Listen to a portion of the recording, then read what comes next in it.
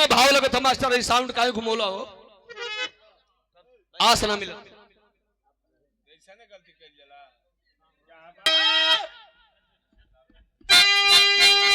हालो श्याम तो अपना है सपना वो सपना है अपना अरे हृदय की कल्पना भी रहती अधूरी फूलों की सैया पर बेचैन रहते कांटों की निद्रा कभी होती पूरी किस्मत में तेरी कली जो खिली स्वार्थ में ना उसे आप ठुकराई ये श्याम देव जग में अपना बिराना बिराना है अपना संभल जाइए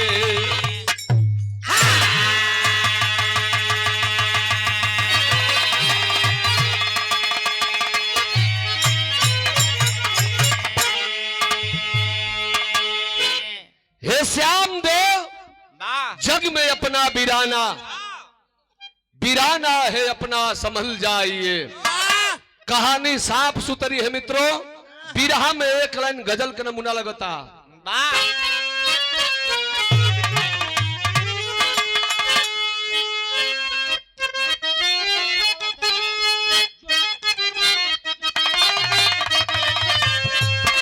ये रुचि यादव जी ने कोनो खूबसूरत लड़की रहल कहती या का कहते कि मैं नाज हूँ मेरा तू एहतराम करो जवानी नाम है मेरा मुझे सलाम करो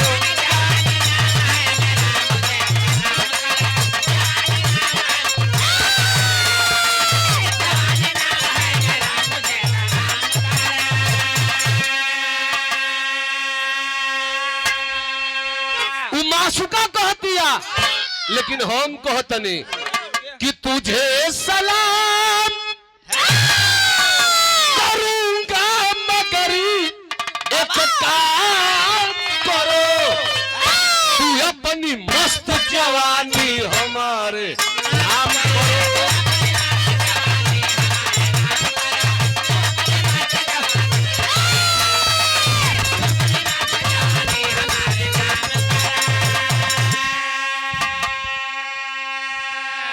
सुभाष भैया तिराहीपुर पान का दुकान बिरहा का बहुत बड़ा शौकीन है उन भैया के चरणन में सादर प्रणाम सब भैया लोगों के प्रणाम बा लेकिन कवि जी पूरा बिरहा का निचोड़ भाव में लिखल हो धरती सरहद बा एक और बलिया एक और गाजीपुर कहा जाला कि वीरों की धरती जवानों का देश और गाजीपुर बलिया है उत्तर प्रदेश सरहद से आवाज आती है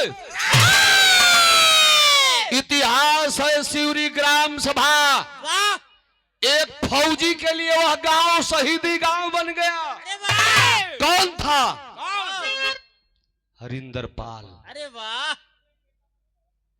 हरिंदर पाल जो हिंदुस्तान के आन मान सम्मान में शहीद हुआ और जिसके गांव पर जिसके नाम पर यह सिवरी गांव शहीदी गांव हो गया। अरे वाह इसलिए कवि ने भाव लिखा है का भैया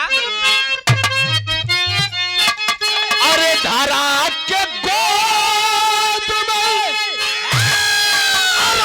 ऐसे रणधीर पले वतन की लाज बचाने वतन के फिर चले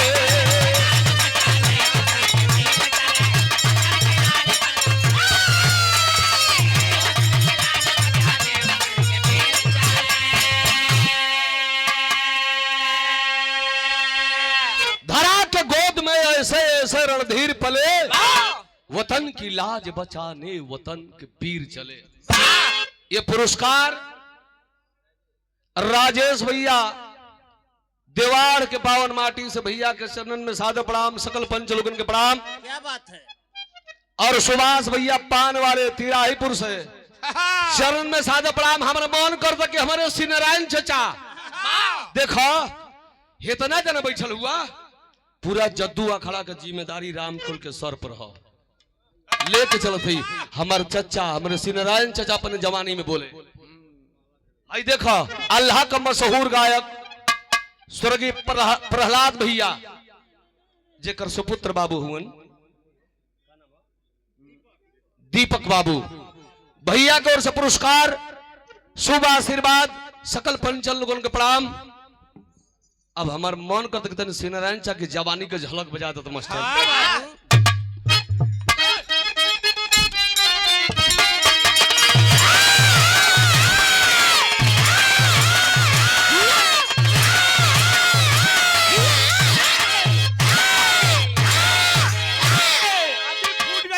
चमड़ा से छवाई मजाक ना, बिरहा में बाढ़ का पानी रहल बाला राज भर। नंदी भौजी थोड़े जे बिरहा में कहू रोकल ना, नाम भले कहू के जपाओ। बाला चाचा के सामने बहु जना पैदा भइलन, खत्म हो गइलन। बाला चाचा बीरस का गवैया, श्री नारायण चाचा सिंगारस का गवैया। एक लोग बोले, लोग कैसे बोले, कैसे भैया। अरे खुदा करो तनी नया लग,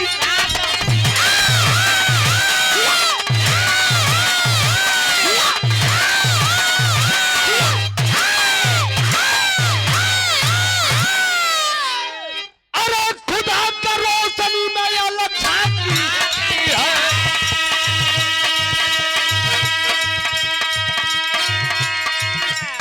अरे लकीर पत्थर जैसे ब्रह्मा की ताकी होती है, खुशी से दिए है खुदा तो उसको अपनाओ। बड़े को पाकर के ना छोटे को तो ठुकराओ। चमकता हीरा तो कचरा में पाया जाता है, खुशी के आंचल में जीवन गवाया जाता है। सदा सपूत तो वतन के लिए मरता है, सदा सपूत तो वतन के लिए मरता है।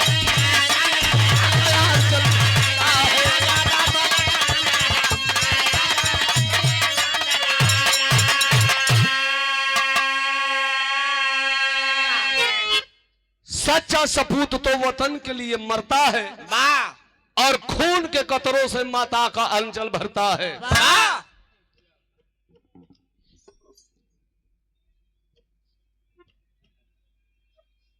और हमारे परम मित्र राजेंद्र यादव भैया का मौसा हुआ, हमारा सुभाष यादव जी जेकरा आशीर्वाद से यहाँ गांव में एगो गरीब का बेटा खेत खलिहान में गावे अला, लोग का प्यार भइल की फ्लाइट से जाके बंबई में कार्यक्रम गौली। मर्दन के पूछता है, 2 दिन का आवत से झोटल है के सब पूछता है। हाँ भैया अच्छा सही बात। ये पर तो के मोटरसाइकिल से बुलाई जा। कहाँ वहाँ बम्बई। हाँ तो अच्छा बिना तो भेज लेके जाई। हाँ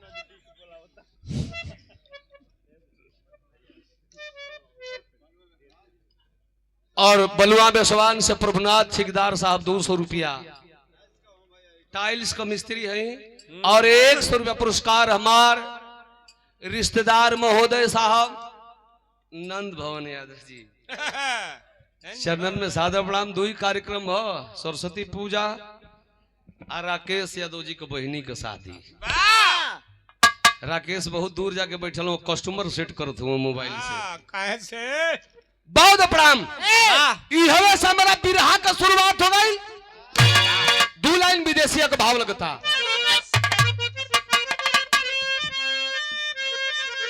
देखी जाओ हर सभी बिरहा भइला, ये हरो सब बिरहा सुन ले जाओ।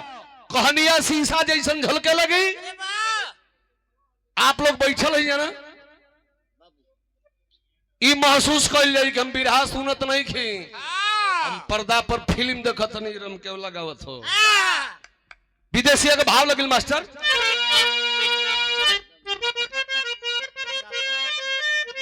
त शिवा राज शांति अरे दुई प्राणी रहले देवा घर में, अरे दिहले विधाता नाई एक लालना।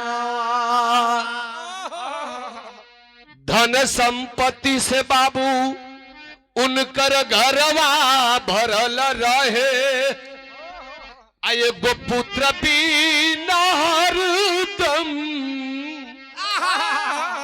हयुदासल रहे मानावा। इतना भैया बैठल हुए में सब गरीब बा, केहू करोड़पति नहीं खे, जो करोड़पति हुई नींद का गोली खा के घरे सूतल हुई। हाँ भैया, ब्रिजेश भैया, शिवराज पंडित जी भैया भैया जेकर धन निगम अपार बा, बिरहा सुन लोग आधा घंटा समय दो जा। शिवराज पंडित जी का धन निगम अपार बा, लेकिन औलाद कहू ना हुआ। जबकि दोनों प्राणी का चौथापन चलता। दोनों प्राणी गई बना शिव जी के जल गिरा के बाबा धाम से लौटल बना चौधरी। तो देखा यहाँ हुए तरजिया बाजो रुचि गौली हो। कवन तरज में मास्टर?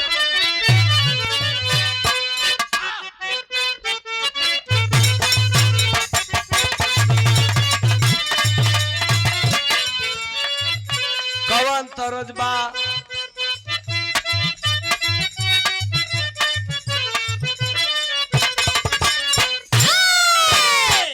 कहतड़ी कि एक काका तनी देखो। एक काका फाका ना होके जाए तो बिरादर के लड़की बड़ू कुछ कहत नहीं सोइले तनी। नहीं तो केहू कहल ना आजले।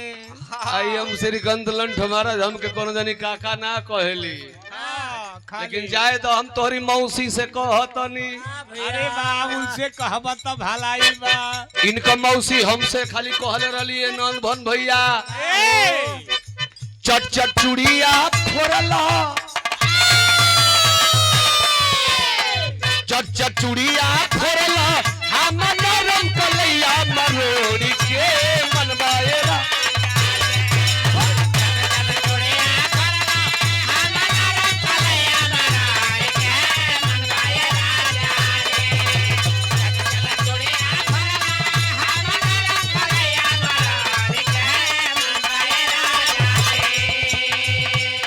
चट चूड़िया फोड़ला, हम नरम कलैया मरोड़ी के मनवाए राजा जी। अरे अब का खटिया खटिया तोड़ी के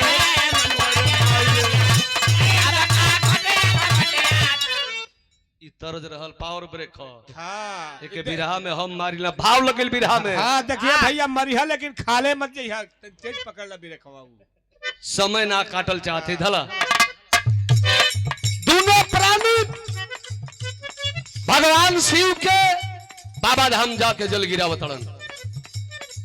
आ जल गिरा के आ दोनों प्राणी जब चलल बने तब पाड़े जी से पढ़ाई कहतारी का कहतारी ए जी, अरे कहे पढ़ाई की सुनाए पाड़े,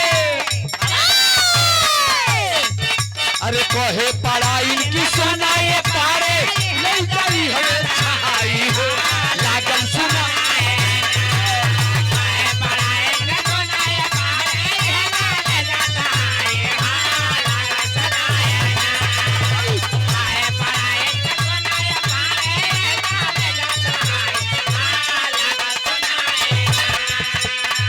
अरे कहे पढ़ाई की सुनाए पाड़े, नहीं जाई हमें छहाई हो लागन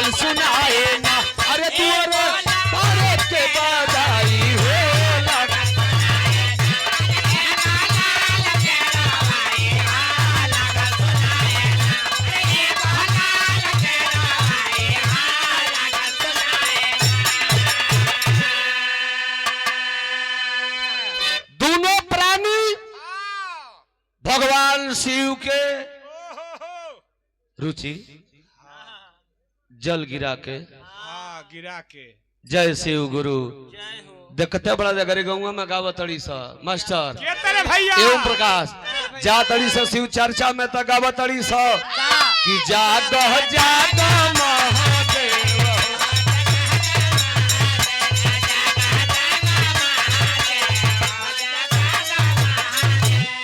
वहाँ गाना गावत तड़ी सा घरवा सास के पीट के जा तड़ी सा आ ससुर के फीट करके जाता सर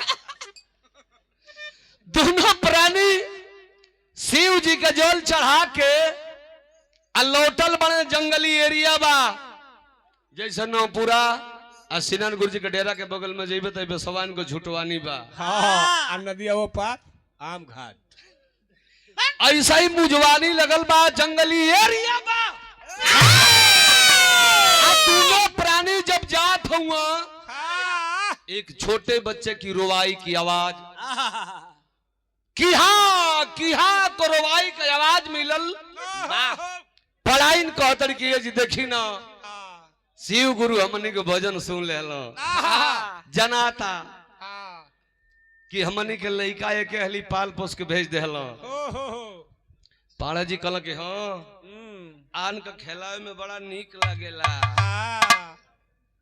दोनों प्राणी वही जंगल में गईलन ह मासूम एक बेटा मिला उठाई के अपने छाती से लगा ले ली हो शिवराज पंडित जी का दुल्हन लेके घरे इलन ह ऐसे कि बाज बाजिन का जिंदगी लोग जियत रहल धीरे धीरे धीरे धीरे हो बाबू वो बेटा के लिए आके अपन बेटा बना लेलन जबकि सेठ सेठाइन बहुत बड़े अमीर आदमी हैं। अरे वाह धीरे धीरे 8 बरिस का समय बीतल बड़ी प्यार से वो पावल बेटा का नाम ही दोनों प्राणी आकाश रखलन हो आकाशवा जब 8 बरिस का भइल तो कहानी पर ध्यान दिया लोग इहे भगवान लखनेश्वर नाथ ये भगवान हो जो बोल बम में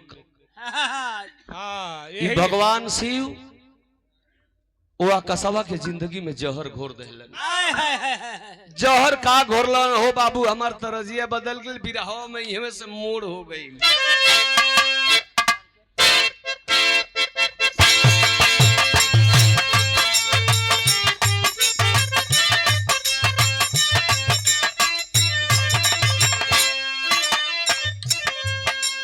जब बिरहा का भाव बढ़िया होला हो हमार भैया लोग तो तरज का कौनो मतलब ना होला हई देख हमारा बिरहवा में मोड़ का हो गईल पार कई दियल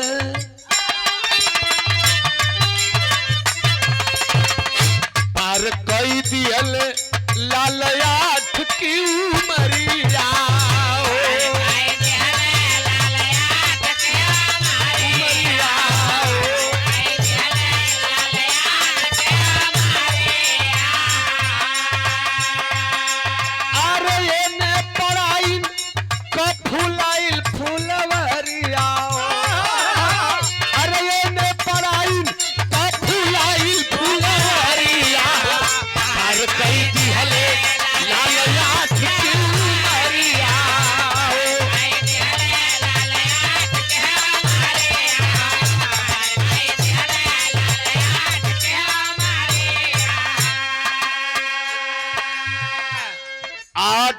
का समय बीतल बा आ तबले शिवराज पंडित जी की मेहरारू का गर्भ रह गईल आ गर्भ रह गईल तो चौथापन में बारे भगवान ओ शिवराज पंडित जी की मेहरारू के गोदी से एगो बेटा का जन्म दे दिलन इतना भैया बैठल बड़ा लोग एगो कहावत कहला कि आन क मेहरारू अपन लइका राकेश भैया आन क मेहरारू केतनो पोटा ही होई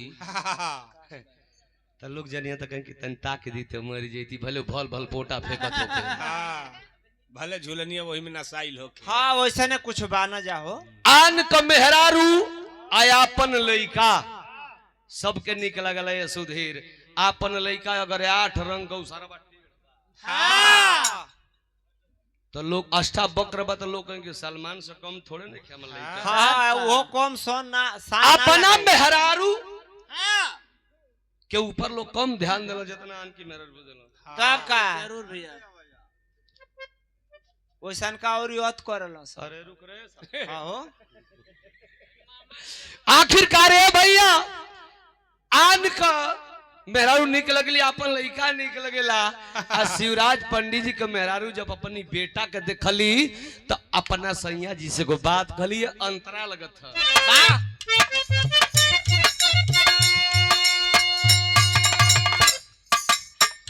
कहली पराई ने आगे बढ़ी है जमेला।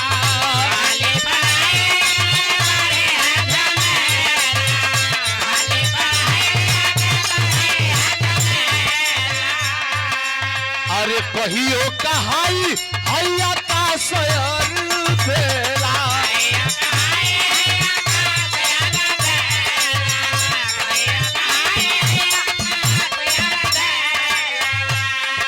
अरे दूसरा का जामल ले दाई सदरिया हो पर कई दियल लाल आठ की उमरिया हो। जब शिवराज पंडित जी की मेहरारू का लड़का हो गई तो एक दिन रात के समय में राकेश भैया बड़ी मौका से मेहरारू कोनो बात कहेली सर हाँ भैया। ये दर्द के भी रुचि का जनी हो ना इसे के भी बूची बड़ी हाँ। ये बात के आखिरकार शिवराज पंडित जी का मेहरारू शिवराज पंडित जी से आएंग मौका पर कलश किए जी ई लाइन के बोलेला हीरा काका कहल त करबा यापन लेकिन मानल बात हमार पंडिताई ने अपना पंडित जी से कहले कि ये जी हई जवन लइका पावल लइका पालत पोसताड़ कहिए जवान होके हमारी लइका के आधा हिस्सो लई आ लौड़ पटाखा करी ओमे और धेलाई कहाई ऐसे बढ़िया बाकी सैया जी कोनो का लइका ना होखो सो तले जाके आकाशवा के दे दो नहीं तो कोई पैसा पर बेच दो। शिवराज पंडित जी कल का कली है कभी का कली अरे अरे मुड़गड़ नहीं ताक का कले बहुत मारी मार ऊ मारम मारम की अनहा यही लइका का देन बाकी आज लइका खेलावा तड़ी तू तब कह तड़ी की खेत दो आकाशवा के कब्बो हम अपना नजरी से दूर ना करब। शिवराज पंडित जी के मेहरारू के तो जाओ के लेके सूती है एको दिन भेंट ना हो। कहां जाता काहे हो देखो मर्द दुई नस का होला हमार जीतू कभी बैठल बड़ा जेकर लिखल गाना गौलो लेकिन रस में मिला के पिए भंगिया। मर्द दुई नस का होला एगो मोटकी नस एगो मेहिनकी नस कारण का मतलब जौन मोटकी नस का मर्द बड़ा उ हमके इनाम देता जौन पतरकी नस का बड़ा सो भागी गइलो सो। पतरकी नस वाला खाली मेहरारू के इनाम देलो सो मरद के ना दिल अब समझिए जे के हो तब का ए भैया आखिरकार पतरकी नसिया पंडित जी के धो के लगल लपेटा है उसकी सुना जब वही पवलका पे लेके रहबा ना जा जा एको दिन ठेकी ना ना ना एक ठंडा उसे ही रही बुआरे रह जाए एको दिन ना ठेकी जा ना ए भैया मेहरारू के दबाव में पंडित जी भैलन कहला कि रानी तू अब जेवन कहबू हम तेवने करब। कहली कि कहबा ना करबा ना हमर कहल भाई जवन लइकवा पवलका पवले हुआ अब हमके भगवान देइए दिहला तो ई हमार बेटा है पावल बेटा हमके ना चाहिए के हटावो। वाह बारे शिवराज पंडित जी जोना बेटा के 8-9 साल से बोलले पोसले बड़ा हो विराह सुने वाला भैया लोग ई माया का नगर है। आज वो बेटा के अपना नजरी से दूर करे चल देलन। नंदलाल यादव प्रधान जी की ओर से 50 रुपया आई समर्थक हो समर्थक अच्छा समर्थक साहब की ओर से आई। हाँ तब प्रधान जी के चरण में सादा प्रणाम समर्थकों साहब के प्रणाम जो ने मिले तो ठीक है अगर चलते बा ठंडा का दिन वैसे तो 5 गो कमे होता और ये 500 रुपया पुरस्कार बीडीसी प्रत्याशी सिंटू यादव एडवोकेट साहब, आपकी ओर से भाई के बहुत प्रणाम, सकल पंचलोकन के प्रणाम बा। ध्यान भी रहा से न हटे बाबू, आखिर पंडित जी मेहरारू के कहला पर हो भैया, वो पावल बेटा जो ना बेटा के 8-9 साल से पलले बड़ो लइकावा के दूर कर चल दिलन। इतना भैया बैठल हुआ लोग कहानी पर ध्यान दिया लोग, तरज एको नहीं खे हमारा बिरहा में, नजरी से दूर कर चल दिलन। कहा लगेलन बाबा धाम के मंदिर से जे भैया बाबा धाम गई हुई, बाबा धाम के मंदिरवा से पहले जसडी स्टेशन बा, उसी स्टेशन पर एक होटल वाला है, जिस होटल वाले का नाम है राम निवास यादव। राम निवास यादव के होटल पर लेके वो पावल बेटा के गईलन हो, कल कि भैया हमारे मेहरारू रोज बीमार रहले, हमारा लइकावा के रख लेता, कुछ पैसा तनखाई देता, हमारे मेहरारू के इलाज हुई। राम निवास यादव 500 रुपया पर उस आकाश बेटे को रख लिया। आखिर भैया का बाबू कुछ देबा, बीडीसी प्रत्याशी भारतीय ड्राइवर सपोर्टर सिंटू को, हाँ ठीक ठीक, चापो चापो। बहुत प्रणाम भारती भैया के, सकल पंचलोकन के प्रणाम। ए भैया आखिरकार ध्यान दली, बिरहा 10-12 मिनट बिरहा बचल है। राम निवास यादव के होटल पर लइकवा के छोड़ के चल गेलन। ए रुचि 1 साल बीतल, पंडित जी तनखा ही लेबे ना आइल। सुभाष भैया तू लमहर मरद पर गेड़ी दी हेलो, तनी हटा ना। हां गेट दिला त पानी तुरंत नहीं खेड़ा। अब 1 साल बीतल, पंडित जी पैसा लियावे और राम निवास यादव की घरे ना गेला। राम निवास सोचला कि यार पंडितवा मर गइल का रे, लागी ना हमरी पर ऐसे कि कोनो हीरो हो पारे, गाय सरावत रहे, भैंस सरावत ले पारे। पंडित जी सतुआ सान के खात रहलन, सतुआ अटक गइल, पंडित जी मर गइल। वो अहिर से पुजवावे लगल, अहिर खेले लागल तो कहल कि काहे न बर जला सके, धीरे धीरे खा, चाहे पानी तनी पियल कर, उनके बुझात ना रहे कि हम कम कम खाएं। अब राम निवास यादव सोचला कि ऐसन तना न कि शिवराज पंडित जी मर गइल, साला हमारा बरम हतिया लागी जाई। साल भर बीतल, पंडित जी का तनखा जोड़ के लेके गइल पंडित जी के घरे। तो पंडित जी कोनो गरीब बड़ा ना ना, उ 3 तल्ली बिल्डिंग, स्कॉर्पियो फॉर्च्यूनर गाड़ी द्वार पर खड़ा ऐसा पता लगावत राम निवास यादव होटल वाला गइलन ह, कहलन कि यार कोनो दूसरे बाभन के द्वार पर आ गइली का। बोला लेकिन ना कलश के ना भैया ये शिवराज पंडित जी के घर हो। पंडित जी और चक्कर काटे वाली कुर्सी पे बैठा रहो, जाके पीछवा से कहला गोड़ लगी है बाबा। अब शिवराज पंडित जी एक चक्कर मार के करतन कि खुश रह। अरे वाह, खुश रह कैसे, कहला रे पंडित जी, नंदलाल प्रधान जी, उनके सम्मान में हमारे सुभाष भैया की ओर से स्वागत किया गया। भैया के चरण में सादर प्रणाम, सब भैया लोगों को प्रणाम।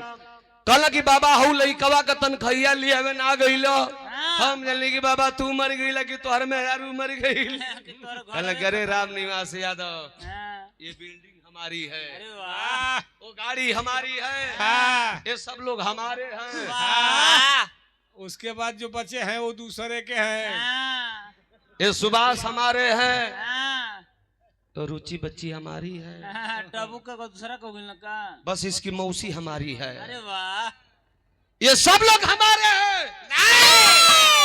आकाश जो लड़का मैंने आपके घर छोड़ के आया वो मेरा नहीं है, मैंने उसको जंगल में पाया था। हमारा लड़का ये खेल रहा है मनीष पांडे, वाह, उस आकाश से मेरा कोई संबंध नहीं रे यादव। तेरा मन करे तो अपने घर रखना, मन करे खदेड़ देना, आकाश से मेरा कोई रिश्ता नहीं।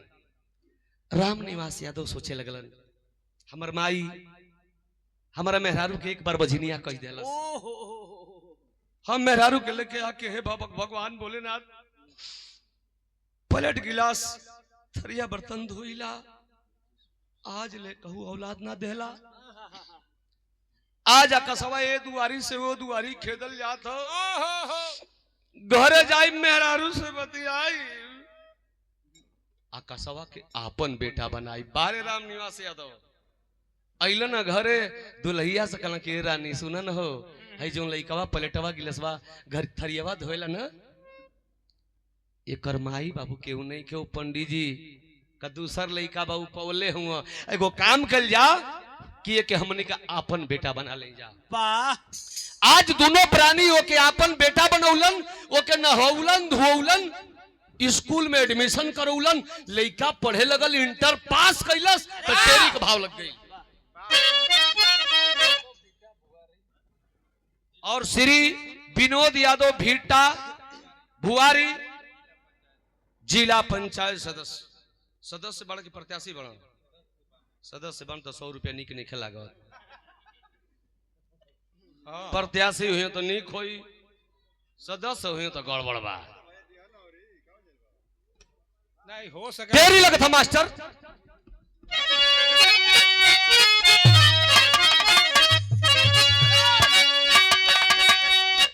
अरे मिलेली हरा सुंदर जिंदगी अरे मिलेली हरा सुंदर जिंदगी कौनो चीज का भैया आस न होला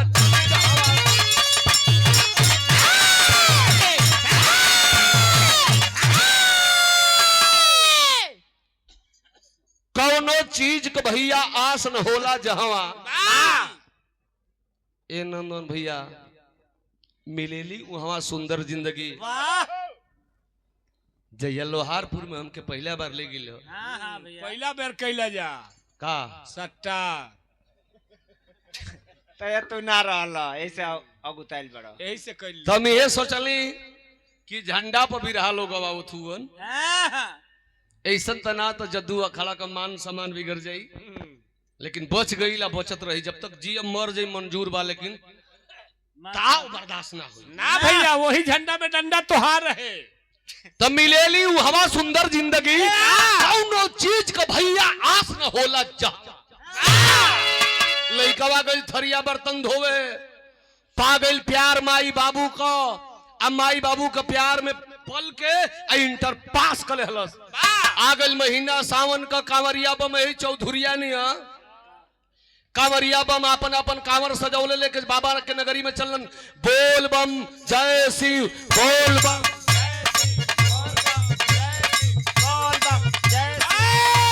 रुका है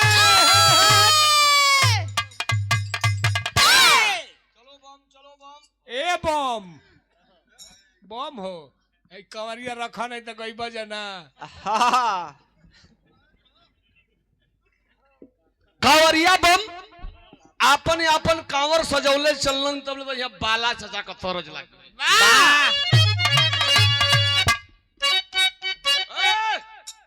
ले लो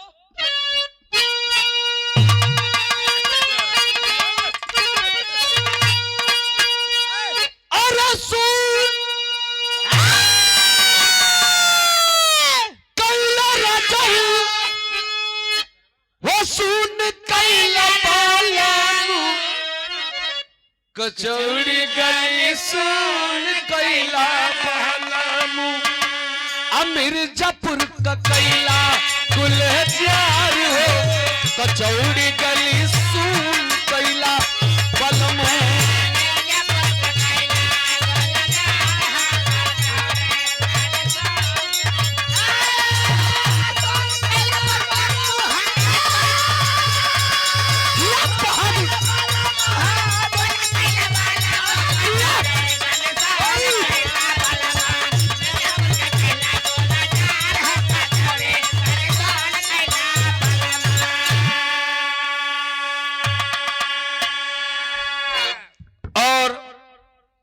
कई गाड़ियों के मालिक हैं राकेश यादव जी सलारपुर भावरकुल थाना जहां लिखा हुआ है सलारपुर लोहारपुर पलिया भैया की ओर से पुरस्कार से स्वागत किया गया चरणों में साथ प्रणाम सब भैया लोगों के प्रणाम ई तरज रहल लेकिन भाव लगल भी रहो में कैसे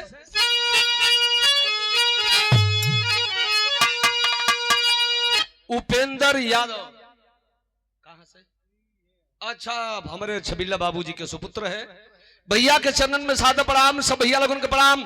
हई देखल लइकवा इंटर पास कइले बा, सावन का मेला चलता, कैसन कैसन बम करे होटल पर पहुंचलन ह। ई हमें ध्यान देली भाव बा।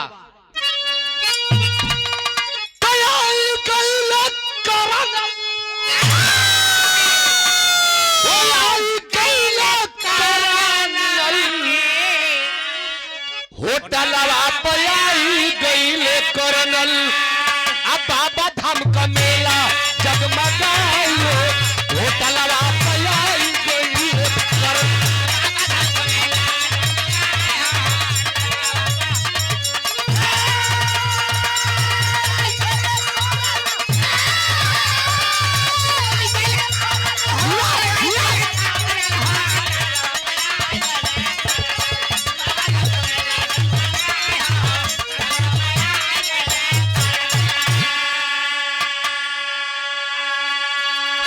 और 100 रुपया पुरस्कार रमेश पाल पहलवान सिपाह जहूराबाद, उनके छोटे भाई रवि पाल और मदन जी भाई को उस पुरस्कार चरण में सादा प्रणाम, सब भैया लोगन के प्रणाम बा।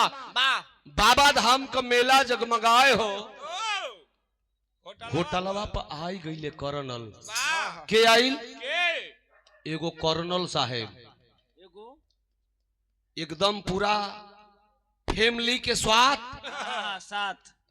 साथ अपना मेहरारू के लेके आ बाबा धाम का दर्शन करेलन हो। आ राम निवास यादव कमल कैनिया समोसा बनाई बनाई के, अरे वाह, कड़ाही में छनतिया बिना लहसुन प्याज का। जय शिव, जय शिव, बोल बम, बोल बम, जय शिव, जय शिव। सावन का चलता है हाँ, सावन लहसुन प्याज नहीं खाने का। बोल बम, बोल बम, तोहरी मौसी की बोल बम। कड़ाही में डाला तारिया तबले कर्नल साहब का गाड़ी जाके सामने लगल।